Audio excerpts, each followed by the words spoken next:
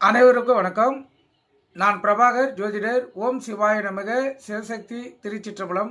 இப்போ நான் என்ன சொல்ல போகிறேன்னா, இந்த குரு பகவானின் குரு பயிற்சியில் ஒரு அதிசய பயிற்சி சொல்கிறேன், கருத்து கொண்டு பயன்பெறுங்க.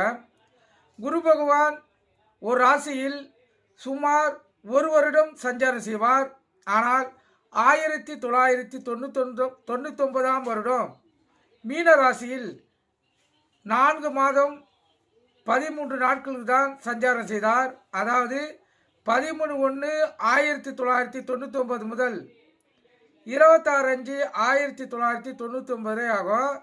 இது போன்ற குரு பகவான் சஞ்சாரம் செய்வது அதிசயமான ஒன்றாகும். கடந்த 80 வருடங்களில் குரு பகவான் இவ்வளவு குறைந்த காலம் எந்த ஒரு ராசியிலும் சஞ்சரித்ததில்லை.